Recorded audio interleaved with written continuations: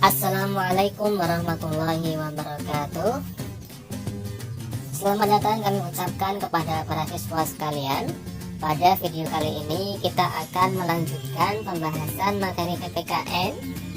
Kali ini kita akan membahas bab 5 untuk PPKN kelas 9. Bab 5 ini akan membahas mengenai harmoni keberagaman masyarakat Indonesia. Pada video ini akan dibahas poin A dan poin B. Namun sebelum itu silahkan dibaca kompetensi dasar untuk bab 5 ini.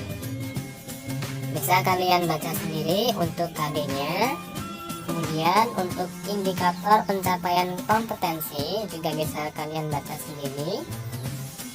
Ini merupakan indikator pencapaian kompetensi dari bab 5.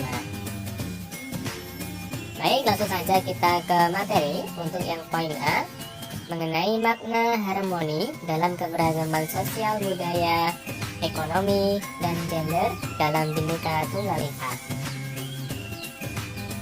Yang pertama adalah keberagaman sosial dan budaya.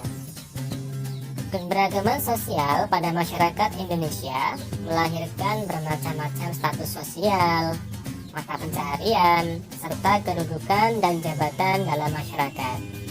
Karena manusia sebagai makhluk sosial tidak dapat hidup sendiri tanpa bantuan orang lain, sehingga dengan keberagaman tersebut setiap individu di dalam masyarakat akan saling membutuhkan dan saling melengkapi.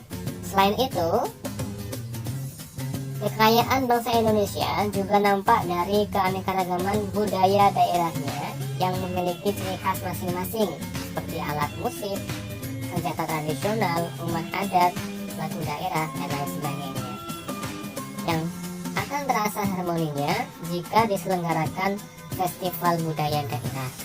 Itulah harmoni dalam keberagaman sosial budaya, beraneka ragam tetapi menjadi indah dalam suatu harmoni.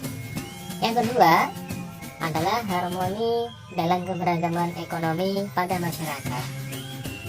Kondisi perekonomian masyarakat Indonesia beraneka ragam sesuai dengan tingkat penghasilan, pekerjaan, jabatan, maupun latar belakang pendidikan yang ditempuhnya, sehingga taraf hidup masyarakat pun berbeda-beda.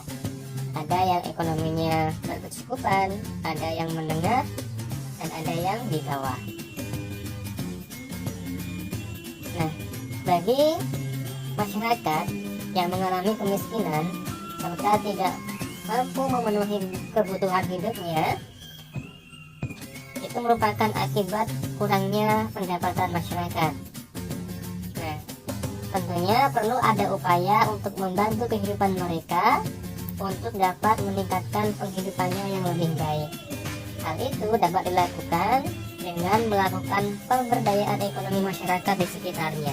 Artinya, yang memiliki ekonomi yang kuat bisa membantu bagi masyarakat yang memiliki ekonomi yang kurang mampu. Itulah harmoni dalam keberagaman ekonomi. Kemudian yang ketiga, harmoni dalam keberagaman gender dalam masyarakat.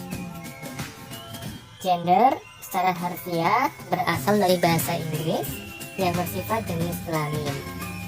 Namun gender sebetulnya berarti suatu sifat yang melekat pada laki-laki dan perempuan. Gender menunjukkan pembagian peran, kedudukan, dan tugas antara laki-laki dan perempuan berdasarkan sifat-sifat yang dimilikinya. Pada intinya, apapun profesi, kedudukan, atau jabatan di masyarakat, baik laki-laki maupun perempuan, memiliki kesempatan yang sama untuk berperan dalam kehidupan sosial, budaya, ekonomi, politik, pertahanan, dan keamanan sesuai dengan kemampuan masing-masing. Itulah harmoni dalam keberagaman gender. Kemudian selanjutnya, permasalahan dan akibat yang muncul dalam keberagaman masyarakat Indonesia. Yang pertama, permasalahan sosial budaya. Beberapa hal yang dapat menjadi sumber masalah sosial yaitu proses sosial dan bencana alam. Masalah sosial merupakan suatu kondisi yang dapat muncul dari keadaan masyarakat yang kurang atau tidak ideal. Maksudnya, selama terdapat kebutuhan dalam masyarakat yang tidak terpenuhi secara merata, maka masalah sosial akan tetap selalu ada di dalam kehidupan. Ada beberapa faktor penyebab munculnya permasalahan sosial budaya pada masyarakat Indonesia. Yang pertama, faktor ekonomi. Permasalahan sosial yang disebabkan oleh faktor ekonomi, misalnya tidak seimbangnya antara pendapatan dengan pengeluaran, sehingga tidak tercukupinya kebutuhan hidup, terutama makanan, pakaian, tempat tinggal, dan jaminan kesehatan. Yang kedua, faktor budaya. Kebudayaan yang berkembang saat ini banyak dipengaruhi oleh kemajuan teknologi serta masuknya budaya asing. Gaya hidup yang cenderung meniru budaya asing juga memicu munculnya masalah sosial. Yang ketiga, faktor biologis. Faktor ini dapat menyebabkan timbulnya masalah sosial seperti kurang gizi, penyakit menular, dan lain-lain. Hal ini terjadi karena kurangnya fasilitas kesehatan yang layak, dan dapat terjadi juga karena kondisi ekonomi maupun pendidikan masyarakat yang tidak mencukupi. Dan yang keempat adalah faktor psikologis. Masalah dari faktor ini dapat muncul jika psikologis suatu masyarakat sangat lemah.